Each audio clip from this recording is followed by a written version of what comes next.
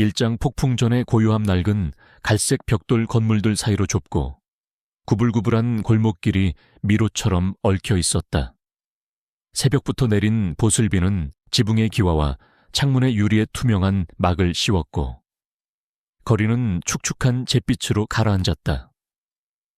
오래된 가로등은 희미한 주황빛을 띠며 고독하게 빛나고 있었다. 이곳은 서울 변두리의 한적한 동네로 시간마저도 느리게 흐르는 듯한 곳이었다. 서연은 10살이었다. 그녀는 작은 방 한 구석, 창가에 놓인 낡은 나무 의자에 웅크리고 앉아 있었다. 가느다란 손가락으로 뿌연 창문에 맺힌 빗방울을 무심히 더듬었다. 그녀의 눈은 텅 비어 있었고 그 안에 담긴 세상은 온통 회색빛이었다. 2년 전, 그날의 사고 이후 서연은 말을 잃었다. 목소리가 사라진 대신 세상의 모든 소음이 그녀에게는 그림자처럼 따라붙었다.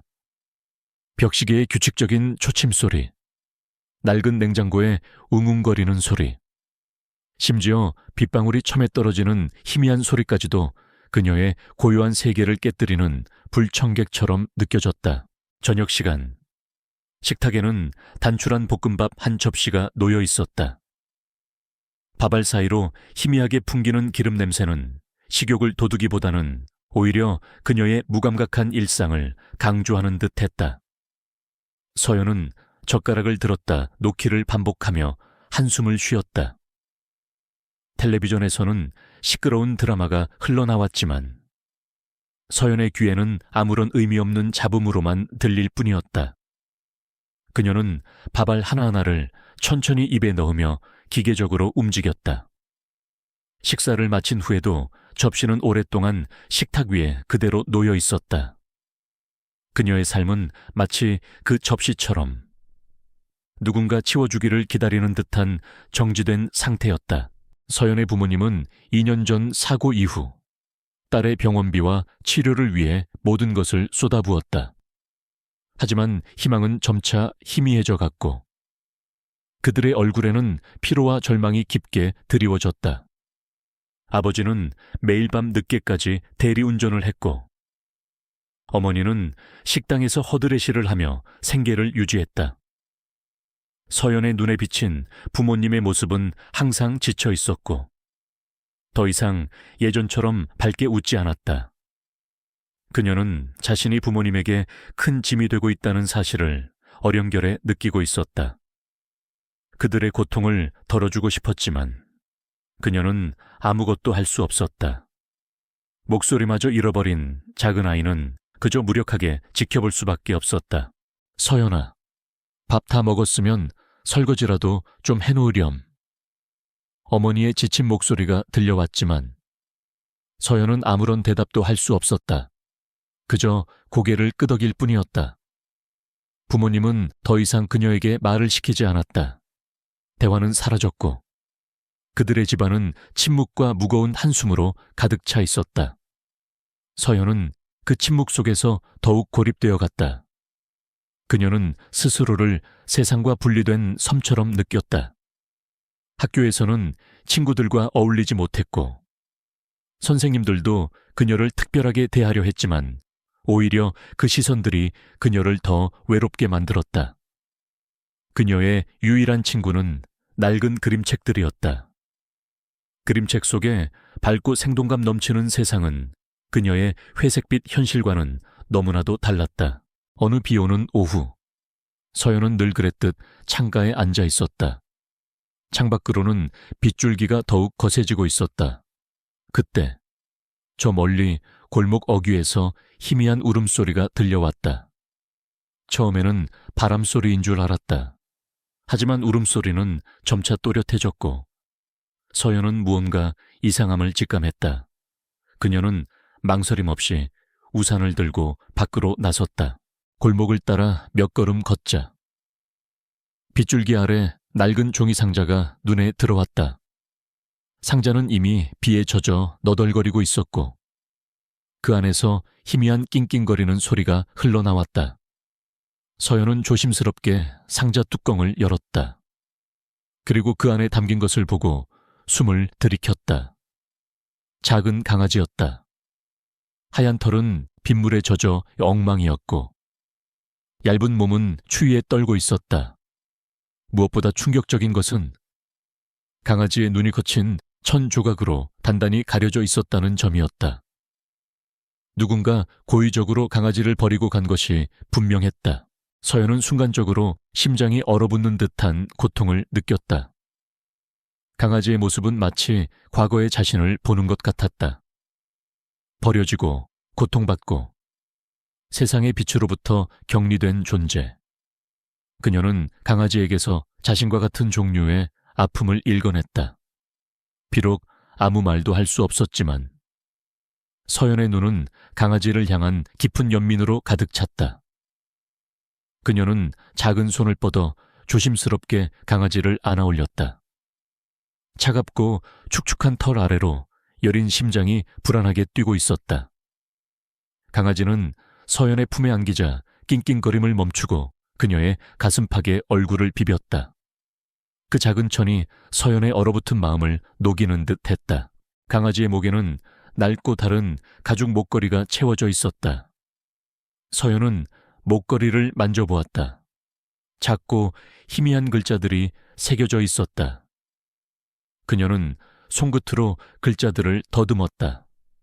그것은 마치 오래된 상형 문자처럼 알 수 없는 문양과 함께 조그맣게 새겨진 기호였다.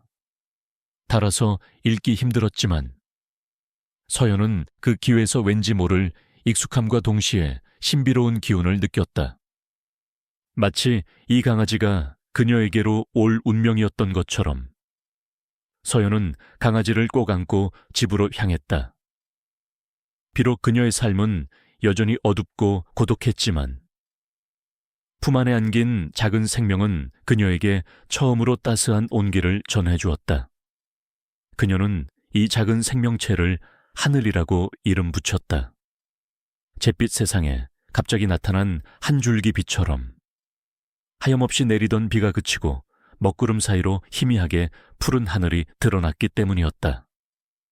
하얀 털의 강아지, 하얀 종이 상자, 그리고 맑은 하늘. 이 모든 것이 서연의 마음속에 작은 희망의 씨앗을 심어주었다. 서연의 삶에 하늘이가 들어온 것은 마치 고요한 호수에 던져진 작은 돌멩이와 같았다. 처음에는 잔잔한 파문만을 일으키는 듯 했으나 그 파문은 점차 커져 그녀의 모든 세계를 뒤흔들기 시작했다. 하늘이는 단순한 강아지가 아니었다. 녀석의 눈은 여전히 흰 천으로 가려져 있었지만 마치 서연의 마음을 꿰뚫어 보는 듯한 신비로운 힘을 가지고 있었다. 하늘이가 집에 온 첫날 밤, 서연은 녀석을 깨끗이 씻기고 낡은 수건으로 감싸 안았다. 차갑게 식었던 몸에 온기가 돌자 하늘이는 서연의 품에 파고들어 가늘게 낑낑거렸다. 서연은 녀석의 머리를 쓰다듬으며 조용히 속삭였다. 비록 소리는 나지 않았지만 그녀의 마음속에는 따뜻한 위로와 애정이 가득했다. 하늘아, 이제 괜찮아. 내가 지켜줄게. 그날 밤 서연은 오랜만에 깊은 잠에 빠졌다. 하지만 잠결에 그녀는 이상한 꿈을 꾸기 시작했다. 2년 전 그녀의 삶을 송두리째 바꿔놓았던 그날의 사고가 꿈속에서 생생하게 재현되었다. 어두운 밤, 비 내리는 골목길, 그리고 섬광처럼 번쩍이던 빛, 그리고 그 빛 속에서 그녀를 향해 달려들던 거대한 그림자.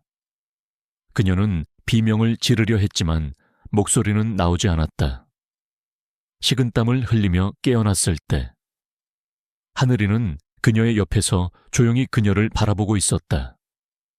마치 그녀의 악몽을 알고 있다는 듯이. 다음 날부터 하늘이는 서연에게 놀라운 능력을 보여주기 시작했다. 서연이 불안해하거나 슬퍼할 때마다 하늘이는 그녀에게 다가와 냄새를 맡고 부드럽게 그녀의 손을 핥았다. 그러면 서연의 마음은 신기하게도 평온해졌다. 어느 날 서연은 과거의 기억에 사로잡혀 극심한 두통을 겪고 있었다. 그녀는 고통에 신음하며 바닥에 주저앉았고 주위의 모든 소음이 그녀를 짓누르는 듯했다.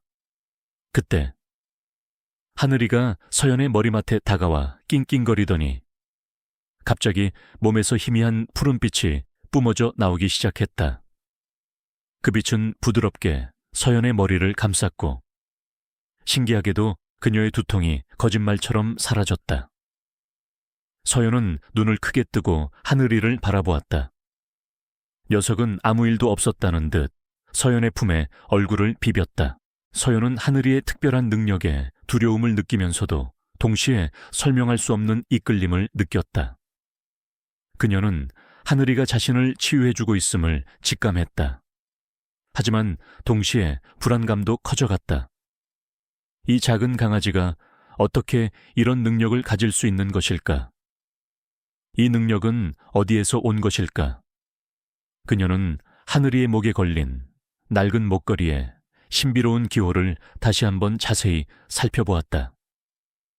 기호는 마치 고대 문명의 상형 문자처럼 보였지만 동시에 현대적인 문양과도 섞여 있는 듯했다. 서연은 그 기호가 하늘이의 능력과 관련이 있을 것이라고 막연히 짐작했다. 어머니는 하늘이에게 미심쩍은 눈빛을 보냈다. 서연아, 저 강아지 어딘가 이상하지 않니? 너무 조용하고 눈도 가려져 있고.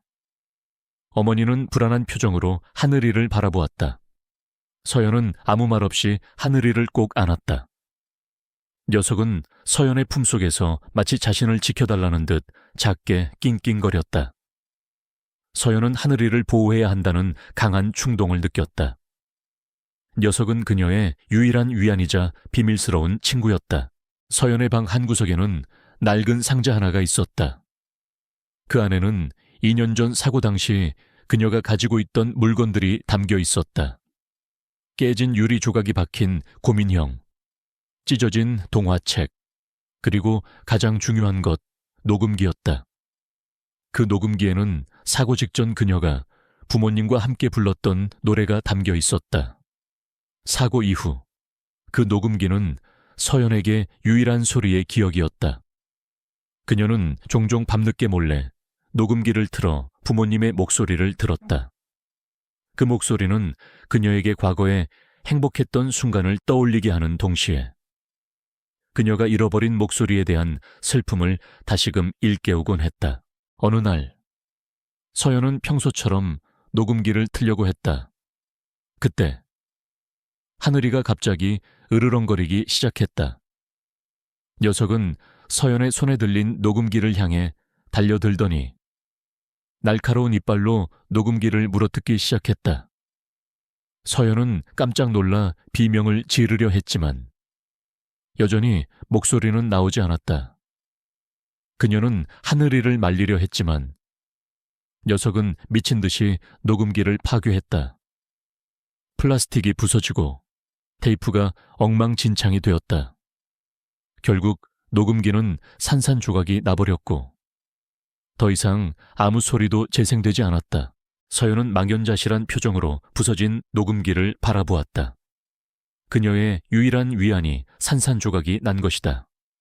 슬픔과 분노가 그녀의 마음을 집어삼켰다. 하늘아, 네가 어떻게 이럴 수 있어? 그녀는 소리 없는 울음을 터뜨렸다. 하늘이는 서연의 발치에 웅크리고 앉아 있었다. 녀석의 눈은 여전히 천으로 가려져 있었지만 서연은 녀석의 몸에서 느껴지는 슬픔을 감지할 수 있었다. 마치 하늘이가 그녀의 슬픔을 함께 나누는 듯했다. 서연은 혼란스러웠다. 하늘이는 그녀를 치유해 주었지만 동시에 그녀의 소중한 것을 파괴했다. 하지만 그녀는 문득 깨달았다. 하늘이는 그녀가 과거에 갇혀 사는 것을 원치 않는다는 것을. 녹음기는 그녀를 과거에 묶어두는 족쇄였을지도 모른다. 하늘이는 그녀가 과거의 그림자에서 벗어나 앞으로 나아가기를 바라는 것일까? 부서진 녹음기를 바라보며 서연은 묘한 해방감을 느꼈다.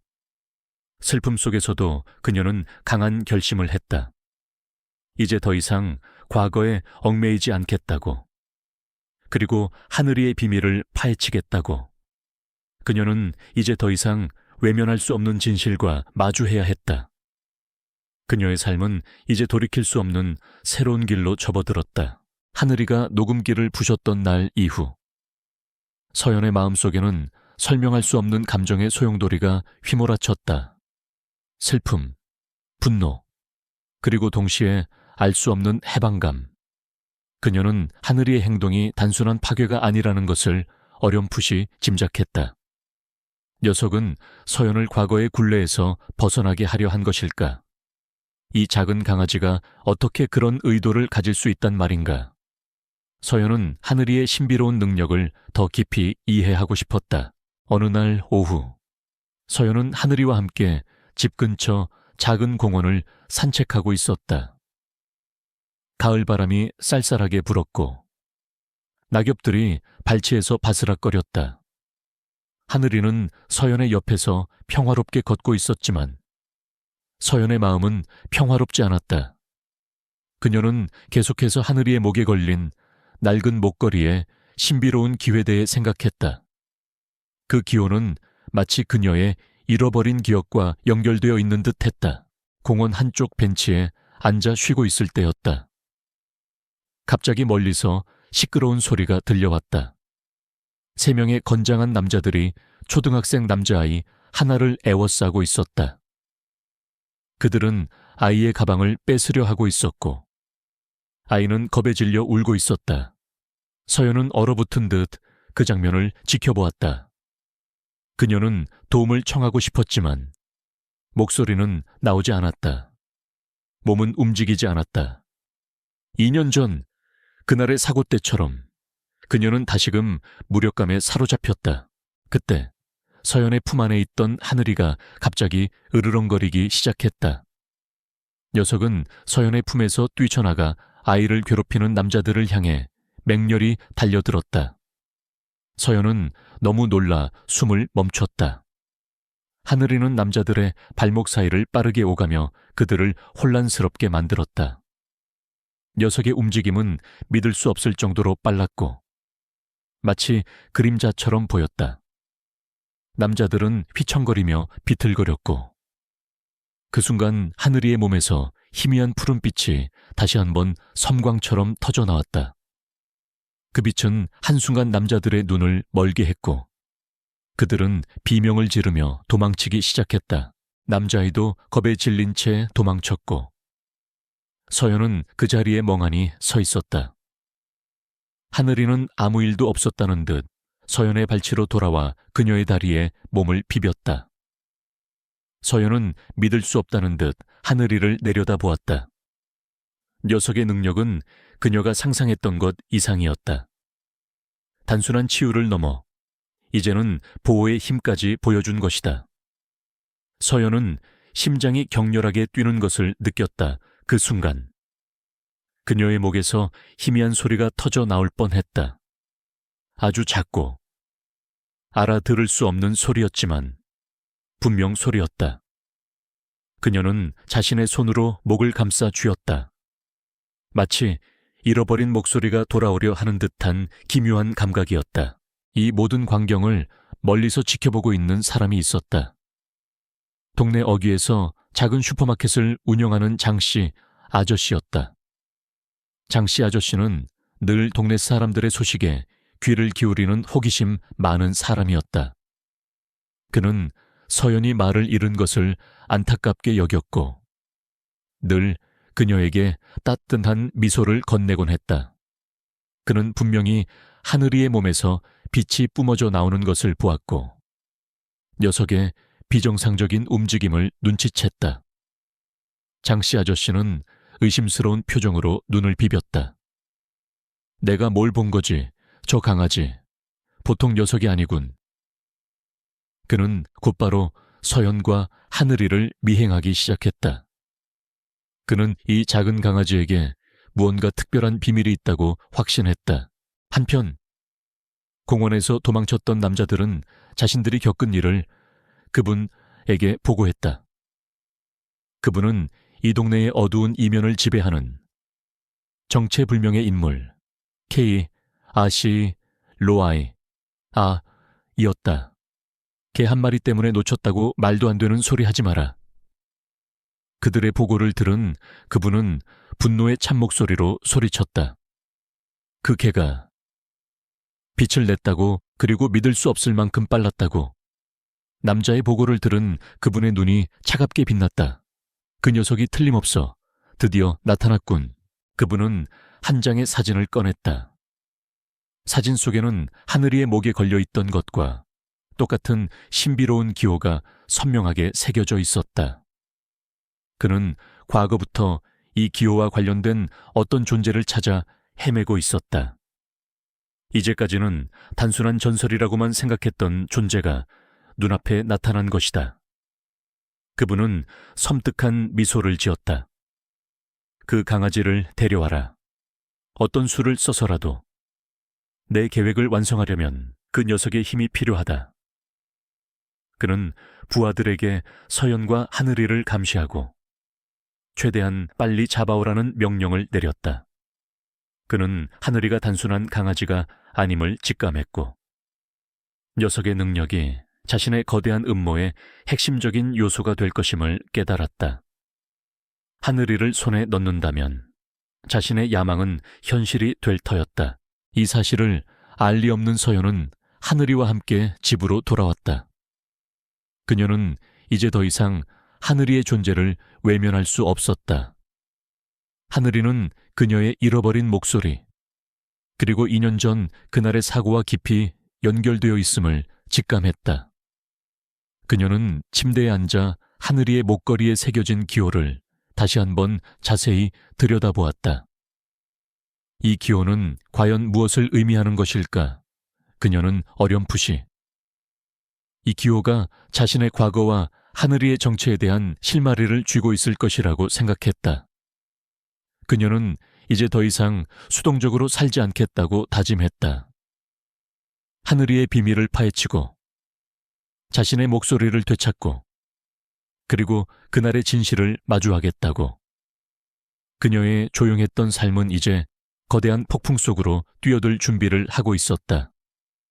하지만 그녀는 알지 못했다.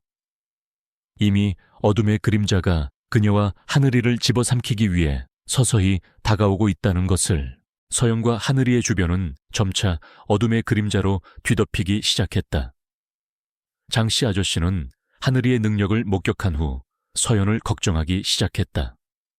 그는 슈퍼마켓에서 만나는 동네 사람들에게 서연의 근황을 묻고 혹시 이상한 사람들을 보지는 못했는지 슬쩍 떠보기도 했다. 그의 눈에는 염려와 동시에 해결되지 않는 호기심이 가득했다. 그는 이 작은 아이와 강아지에게 무슨 일이 벌어지고 있는지 직감적으로 느끼고 있었다. 한편 그분은 서연과 하늘이에 대한 감시를 더욱 강화했다. 그의 부하들은 서연의 집 주변을 맴돌며 일거수일투족을 감시했고 서연의 등하굣길까지 파악했다. 그분은 서연의 사고 기록을 다시 뒤져보며 하늘이와 관련된 단서를 찾으려 했다. 그의 집착은 하늘이의 신비한 힘을 손에 넣으려는 욕망으로 더욱 불타올랐다. 그는 하늘이의 능력이 자신의 오랜 연구와 야망을 완성시킬 궁극의 열쇠임을 확신하고 있었다. 며칠 후 서연은 학교를 마치고 집으로 돌아가는 길이었다. 하늘이는 언제나처럼 그녀의 옆에서 조용히 걷고 있었다. 그때 갑자기 골목 어귀에서 검은색 승합차 한 대가 튀어나왔다. 문이 열리며 건장한 남자 2명이 내려 서연에게 달려들었다. 그들은 그분의 부하들이었다. 서연은 공포에 질려 얼어붙었다. 그녀는 소리 지르려 했지만 목소리는 나오지 않았다. 하늘이가 먼저 반응했다. 녀석은 으르렁거리는 소리를 내며 서연의 앞을 가로막았다. 남자들이 달려들자 하늘이는 믿을 수 없는 속도로 그들 사이를 오가며 그들을 공격했다. 날카로운 이빨이 남자들의 다리를 스치고 지나갔다. 남자들은 당황했지만 둘은 순식간에 하늘이를 제압했다. 한 명이 하늘이를 붙잡고 다른 한 명이 서연을 강제로 승합차에 밀어 넣었다. 서연은 발버둥 쳤지만 역부족이었다. 그녀는 마지막 남은 힘을 다해 하늘이를 향해 손을 뻗었다. 하늘아. 목소리는 나오지 않았지만 그녀의 눈은 절규하고 있었다. 그 순간 장씨 아저씨가 가게 문을 닫고 퇴근하던 길이었다. 그는 승합차에 실려가는 서연과 필사적으로 저항하는 하늘이를 목격했다. 그는 순간 망설였지만 서연의 절박한 눈빛을 보고는 망설임을 접었다. 저것들이 그는 들고 있던 빗자루를 내던지고 승합차를 향해 전력으로 달려갔다. 서연아, 괜찮니? 하지만 승합차는 이미 속도를 올리고 있었다. 장씨 아저씨는 필사적으로 뒤쫓았지만 차는 점점 멀어져 갔다. 그는 절망에 빠졌다. 그때 그의 눈에 하늘이가 붙잡혀 있던 틈에 떨어진 목걸이가 들어왔다. 그는 하늘이의 목걸이를 주워 들었다. 목걸이에 새겨진 기호가 그의 눈에 들어왔다. 그는 직감했다.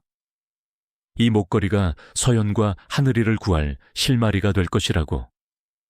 장씨 아저씨는 재빨리 경찰에 신고하고 자신이 아는 모든 인맥을 동원해 서연과 하늘이의 행방을 쫓기 시작했다. 서연이 끌려간 곳은 도심 외곽에 위치한 버려진 공장이었다. 낡고 거대한 건물은 을씨년스러운 분위기를 풍겼다. 먼지가 가득 쌓인 기계들과 녹슨 파이프들이 거미줄처럼 얽혀 있었다. 이곳은 2년 전 서연의 인생을 송두리째 바꾼 그날의 사고가 일어났던 곳이었다. 서연은 몸을 떨었다. 트라우마가 그녀의 전신을 덮쳐왔다. 차가운 쇠창살 안에 갇힌 채 그녀는 하늘이를 찾으며 주위를 둘러보았다. 얼마 후 그분이 모습을 드러냈다. 그는 차분하고 냉철한 목소리로 서연에게 말했다. 소녀여, 걱정할 것 없다. 우리는 너를 해치지 않아. 다만 그 강아지의 힘이 필요할 뿐이다. 그분의 부하들이 하늘이를 끌고 왔다. 하늘이의 눈은 여전히 천으로 가려져 있었지만 녀석의 몸은 피투성이가 되어 있었다. 녀석은 서연을 보자마자 낑낑거리며 발버둥 쳤다. 하늘아! 서연은 다시 한번 소리 없는 비명을 질렀다. 목구멍에서 뜨거운 덩어리가 치솟았지만 여전히 소리는 나오지 않았다. 그분은 하늘이의 목걸이를 거칠게 벗겨냈다. 그가 목걸이의 기호를 만지자 하늘이의 몸에서 나오던 희미한 푸른빛이 사라졌다. 녀석은 힘없이 주저앉았다.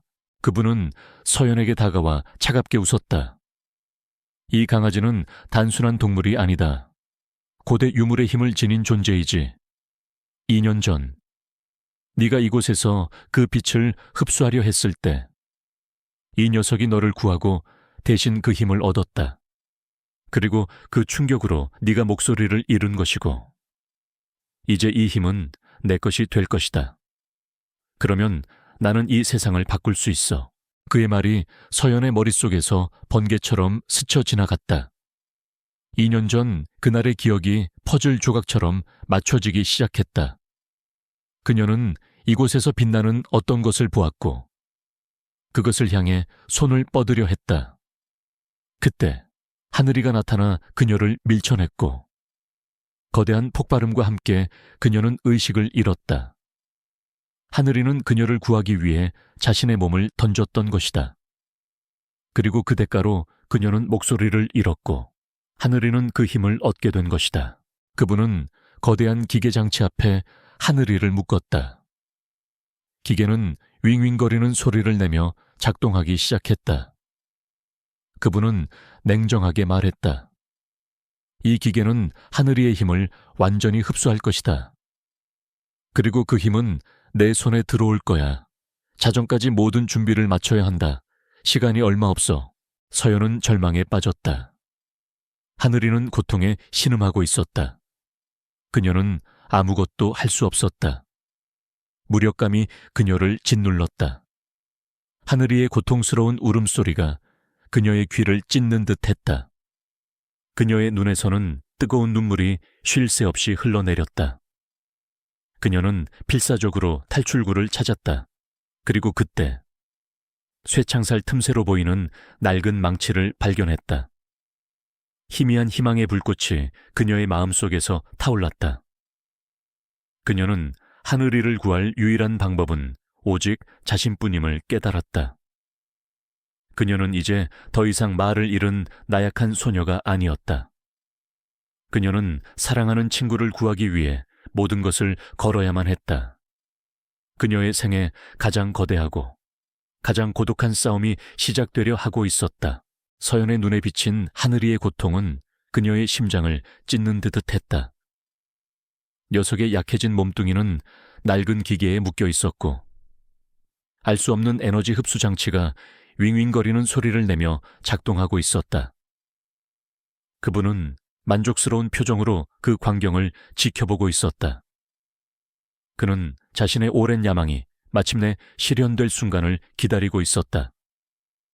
서연은 온몸의 피가 차갑게 식는 것을 느꼈지만 동시에 하늘이를 구해야 한다는 강렬한 충동이 그녀의 모든 감각을 깨웠다. 그녀는 주위를 둘러보았다. 창살 너머 손이 닿을 듯 말 듯한 거리에 낡은 망치가 눈에 들어왔다. 희미한 희망의 불꽃이 그녀의 마음속에서 타올랐다. 그녀는 필사적으로 손을 뻗었다. 손가락이 닿을 듯 말 듯. 몇 번의 시도 끝에 간신히 망치를 끌어당기는데 성공했다. 차가운 쇠붙이가 그녀의 손에 쥐어지자 서연의 얼굴에는 비장한 결의가 떠올랐다. 그녀는 쇠창살을 향해 망치를 휘둘렀다. 쾅쾅 낡은 쇠창살이 그녀의 공격에 흔들렸다. 그분과 부하들은 그녀의 갑작스러운 행동에 잠시 당황했지만 이내 비웃기 시작했다. 저 작은 계집애가 뭘 어쩌겠다는 거야. 서연은 그들의 비웃음을 들었지만 개의치 않았다. 그녀의 눈은 오직 하늘이를 향해 있었다. 쇠창살은 견고했고 그녀의 팔은 약했다. 하지만 그녀는 멈추지 않았다. 망치가 쇠창살에 부딪힐 때마다 찢어질 듯한 굉음이 공장 안에 울려 퍼졌다. 그녀의 손바닥에서는 피가 배어나왔지만 그녀는 고통조차 느끼지 못했다. 오직 하늘이를 구하겠다는 일념뿐이었다. 그녀가 망치를 휘두를 때마다 2년 전 그날의 기억들이 더욱 선명하게 그녀의 머릿속을 스쳐 지나갔다. 빛, 폭발음, 그리고 자신을 밀쳐내던 하늘이의 모습. 그 모든 순간들이 그녀의 행동에 힘을 실어주었다. 그분은 서연의 끈질긴 모습에 점차 표정이 굳어졌다. 막아라, 저 계집애를 당장. 부하들이 서연에게 달려들었다. 서연은 망치를 놓지 않고 그들을 향해 휘둘렀다. 그녀는 필사적으로 저항했지만 수적으로 열세였다. 한 부하가 그녀의 머리채를 잡고 뒤로 끌어당겼다. 그 순간 서연의 눈이 번뜩였다. 그녀는 온몸의 힘을 모아 마지막으로 망치를 내리쳤다. 쨍그랑 쇠창살이 마침내 부러지면서 엄청난 굉음을 냈다.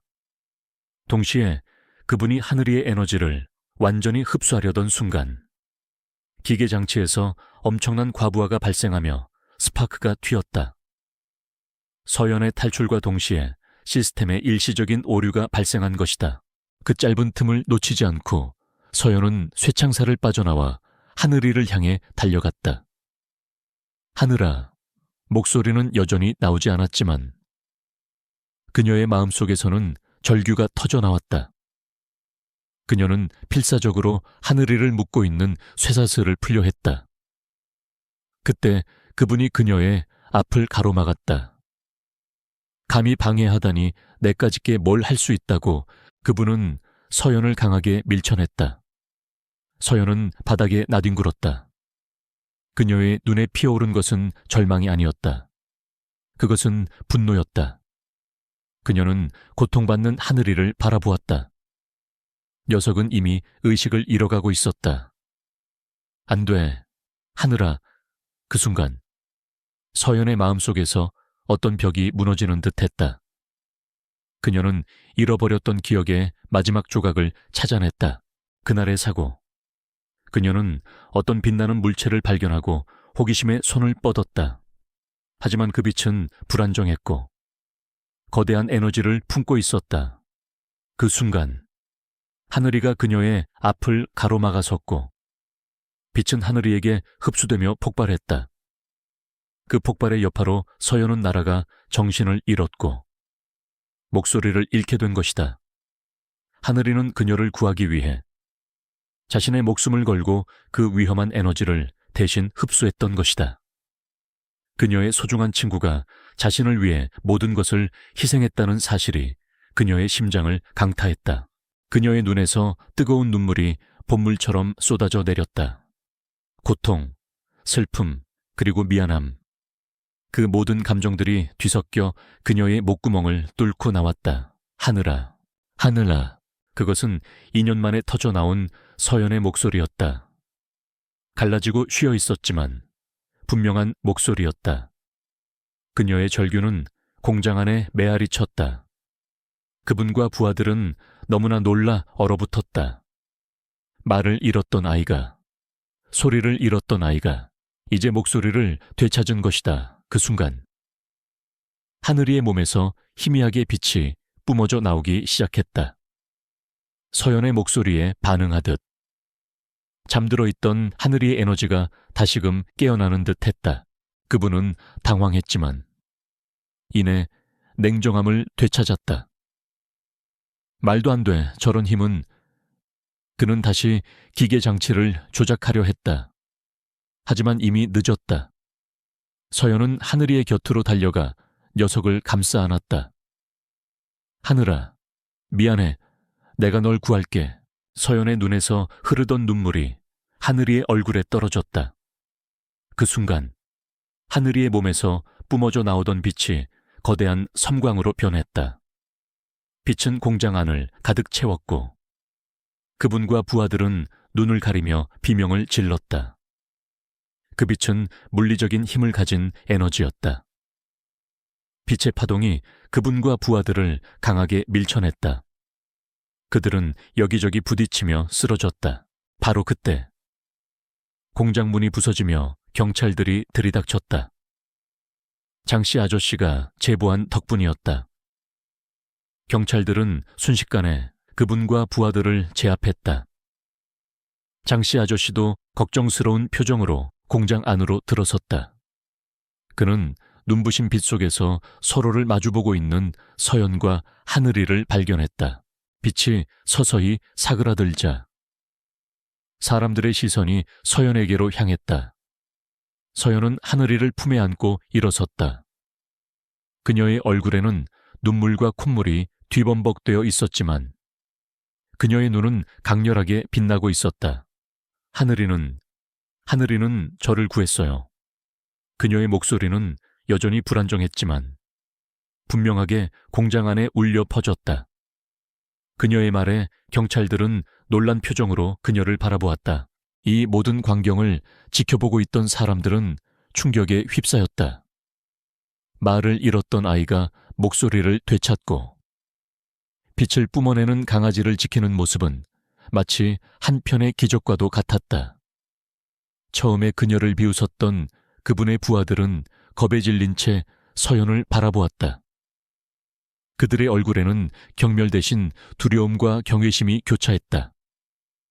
장씨 아저씨는 눈물을 글썽이며 서연에게 다가왔다. 서연아, 네가 정말 목소리를 되찾은 거니? 서연은 고개를 끄덕였다. 그녀의 입에는 희미한 미소가 떠올랐다. 그녀는 이제 더 이상 나약한 소녀가 아니었다. 그녀는 사랑하는 친구를 위해 싸웠고 자신의 목소리를 되찾았으며 잃어버렸던 진실을 마주했다. 그녀의 승리는 개인적인 것에 그치지 않았다. 그것은 침묵 속에서 살아왔던 그녀가 세상에 자신을 드러내고 진실을 증명하며 모두의 인정을 받는 순간이었다. 빛을 뿜어내는 강아지와 목소리를 되찾은 소녀. 그들의 이야기는 이제 막 시작될 뿐이었다. 공장 내부의 혼란은 빠르게 정리되었다. 경찰들은 그분과 그의 부하들을 모두 체포했고, 장씨 아저씨는 서연에게 달려와 그녀를 품에 안았다. 서연아, 정말 다행이다. 아저씨는 얼마나 걱정했는지 모른단다. 그의 목소리에는 안도와 기쁨이 가득했다. 서연은 그의 품에 안겨 흐느꼈다. 그녀의 목소리는 아직 완전하지 않았지만 이제는 분명히 들을 수 있었다. 하늘이는 경찰차에 실려 병원으로 이송되었다. 서연은 하늘이를 따라가겠다고 고집했고, 장씨 아저씨가 그녀의 보호자가 되어 동행했다. 병원에 도착하자 수의사들은 하늘이의 상태를 면밀히 살폈다. 녀석은 심한 탈진 상태였지만 다행히 생명에는 지장이 없다고 했다. 서연은 하늘이의 곁을 떠나지 않고 앉아 녀석의 머리를 쓰다듬었다. 경찰 조사가 시작되었다. 그분의 정체는 강박적인 연구를 하는 한때 저명했던 과학자로 밝혀졌다. 그는 고대 문헌에서 별똥별의 아이라고 불리는 존재에 대한 기록을 발견했고, 그 존재가 가진 에너지를 이용해 인류의 운명을 지배하려는 광기에 사로잡혀 있었다. 2년 전, 그가 그 에너지를 흡수하려 했을 때 하늘이가 서연을 구하기 위해 나타나 대신 에너지를 흡수했던 것이다. 그리고 그 에너지의 일부가 서연에게도 영향을 미쳐 그녀의 목소리를 앗아갔던 것이다. 그분은 체포되어 엄중한 법의 심판을 받게 되었다. 그의 연구실은 폐쇄되었고 모든 위험한 장비들은 파괴되었다. 그의 추악한 야망은 그렇게 산산조각 났다. 며칠 후 서연의 부모님이 병원으로 달려왔다. 그들은 딸이 목소리를 되찾았다는 소식에 믿을 수 없다는 표정이었다. 서연은 울먹이며 부모님께 모든 것을 설명했다. 하늘이가 자신을 어떻게 구했는지, 그리고 그동안 자신이 얼마나 괴로웠는지. 부모님은 눈물을 흘리며 서연과 하늘이를 번갈아 안아주었다. 오랫동안 무겁게 짓눌렸던 가족의 침묵이 마침내 깨지는 순간이었다. 하늘이는 서서히 회복되었다. 녀석의 몸에서 뿜어져 나오던 빛은 이제 서연이 불안해할 때나 깊은 잠에 빠졌을 때만 희미하게 나타났다. 하늘이의 신비한 능력은 이제 서연의 마음을 안정시키고 치유하는 데 집중되는 듯했다. 서연은 이제 매일매일 하늘이에게 책을 읽어주었다. 녀석은 마치 모든 것을 이해하는 듯 그녀의 옆에 얌전히 앉아 있었다. 어느 날 오후, 서연은 장씨 아저씨의 슈퍼마켓을 찾아갔다. 아저씨는 서연이 말을 하는 모습을 보고 또다시 눈물을 글썽였다. 그는 서연의 손을 잡고 말했다. 서연아, 네가 목소리를 되찾아서 정말 다행이다. 그리고 하늘이도 정말 기적 같은 일이야. 서연은 미소 지으며 대답했다. 아저씨 덕분이에요. 아저씨가 경찰에 신고해주지 않았다면 저와 하늘이는 어떻게 됐을지 몰라요. 장씨 아저씨는 머쓱하게 웃었다. 아니야, 아저씨는 그저 할 일을 했을 뿐이지. 그 강아지 목걸이에 새겨진 문양이 왠지 모르게 익숙하더라니. 어쨌든 이제 너는 새 삶을 살아야 한단다. 서연의 삶에는 새로운 기회가 찾아왔다. 그녀의 이야기는 언론에 보도되었고, 말을 잃은 소녀와 신비한 강아지라는 제목으로 전국에 알려졌다. 많은 출판사에서 서연에게 연락을 해왔고, 그녀는 자신의 경험을 바탕으로 책을 쓰기로 결심했다. 그녀의 이야기는 단순히 개인적인 경험을 넘어 역경을 극복하고 진정한 자신을 찾아가는 용기에 대한 메시지를 담고 있었다. 서연은 장씨 아저씨와 하늘이와 함께 공원 벤치에 앉아 있었다. 따뜻한 햇살이 그들의 얼굴을 비췄다. 서연은 하늘이를 쓰다듬으며 조용히 말했다. 하늘아, 네가 없었으면 나는 평생 침묵 속에서 살았을 거야. 넌 나에게 목소리를 찾아주고 또 나 자신을 찾게 해주었어. 하늘이는 서연의 손을 핥으며 그녀의 말에 반응했다. 장씨 아저씨는 그들의 대화를 듣고 미소 지었다. 그는 말했다. 서연아, 너는 이제 더 이상 약한 아이가 아니야. 너는 강하고 용감한 소녀가 되었단다. 너의 이야기는 많은 사람들에게 희망을 줄 거야. 서연은 고개를 끄덕였다. 그녀의 눈빛은 확신에 차 있었다. 그녀는 이제 더 이상 과거의 그림자에 갇혀 있지 않았다. 그녀는 이제 자신의 목소리로 자신의 이야기를 세상에 들려줄 준비가 되어 있었다. 하늘이의 존재는 서연에게 단순한 반려견을 넘어선 의미였다. 녀석은 그녀의 수호자였고, 그녀의 비밀스러운 치유사였으며, 그녀의 잃어버린 부분을 되찾아준 존재였다. 서연과 하늘이는 이제 서로에게 없어서는 안 될 존재가 되었다. 그들의 관계는 단순한 주인과 반려견의 관계를 넘어선 운명적으로 엮인 두 영혼의 유대였다. 이제 그들에게는 새로운 평화가 찾아왔고 그 평화 속에서 그들의 새로운 여정이 시작될 참이었다. 2년 후 서연의 삶은 경이로운 변화를 맞이했다. 그녀는 더 이상 말을 잃은 채 침묵 속에 갇혀있던 작은 소녀가 아니었다. 그녀는 하늘을 보낸 소녀라는 제목의 베스트셀러 작가가 되어 있었다. 그녀의 책은 역경 속에서도 희망을 잃지 않고 사랑하는 존재를 통해 자신을 찾아가는 용기에 대한 감동적인 이야기로 전국을 울렸다. 책은 수십만 부가 팔려나갔고 서연은 강연 요청으로 바쁜 나날을 보냈다. 그녀의 목소리는 이제 이전보다 훨씬 더 또렷하고 힘찼으며 그녀의 이야기는 수많은 사람들에게 깊은 울림을 주었다. 하늘이도 서연의 옆에서 함께 성장했다.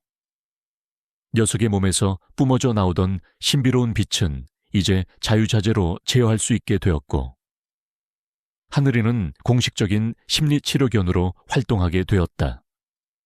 특히 트라우마로 인해 말을 잃거나 마음의 문을 닫아버린 아이들에게 하늘이는 기적과 같은 존재였다. 하늘이가 다가가 머리를 비비거나 희미한 푸른빛을 뿜어내면 아이들은 신기하게도 마음을 열고 변화하기 시작했다. 하늘이의 존재는 단순한 치유를 넘어 인간의 상처받은 영혼을 어루만지는 신성한 힘을 가진 듯 했다. 서연과 하늘이는 이제 전국을 돌아다니며 강연과 치료 활동을 병행했다. 그들은 하늘이의 희망 재단을 설립했다. 이 재단은 버려진 동물들을 구조하고 보호하는 일뿐만 아니라 서연처럼 마음의 상처로 고통받는 아이들에게 심리치료와 교육 기회를 제공하는 것을 목표로 했다. 그들의 노력 덕분에 수많은 유기견들이 새 보금자리를 찾았고 많은 아이들이 다시금 밝은 미소를 되찾았다. 재단은 서연의 책, 인쇄와 대중들의 기부로 운영되었고 점차 그 규모를 키워나갔다. 어느 가을날 오후 서연은 하늘이와 함께한 초등학교 강당에 서 있었다. 그녀의 강연을 듣기 위해 수백 명의 아이들과 학부모들이 모여 있었다. 강당은 서연의 목소리에 귀 기울이는 사람들의 따뜻한 시선으로 가득했다. 저는 한때 목소리를 잃고 어둠 속에 갇혀 살았습니다. 하지만 하늘이가 제 삶에 나타나 빛이 되어 주었고 저는 다시 말할 수 있게 되었습니다. 하늘이는 단순한 강아지가 아닙니다. 녀석은 저에게 용기를 주었고 사랑을 가르쳐 주었으며 이 세상에 희망이 있다는 것을 보여주었습니다. 서연의 목소리는 강당을 가득 채웠다. 그녀의 이야기가 끝날 때마다 아이들은 박수를 치고 환호했다. 강연이 끝나자 한 아이가 수줍게 다가왔다. 언니, 저도 말을 못할 때가 있었어요. 근데 언니랑 하늘이 이야기 듣고 용기를 얻었어요. 저도 이제 말할 수 있어요. 아이의 맑은 목소리에 서연은 눈물을 글썽였다. 그녀는 아이를 꼭 안아주었다. 강연을 마치고 돌아오는 길. 서연은 하늘이와 함께 노을 지는 강변을 걸었다. 붉은 빛으로 물든 하늘 아래. 강물은 잔잔하게 흐르고 있었다. 하늘이는 서연의 옆에서 평화롭게 걷고 있었다. 녀석의 눈을 가렸던 흰 천은 이미 오래전에 벗겨졌다. 녀석의 눈은 맑고 깊었으며 서연을 향한 무한한 신뢰와 애정이 담겨 있었다. 서연은 하늘이의 머리를 쓰다듬으며 조용히 속삭였다. 하늘아, 우리가 여기까지 오리라고는 상상도 못했지. 다 너 덕분이야. 하늘이는 서연의 손에 얼굴을 비비며 작게 낑낑거렸다.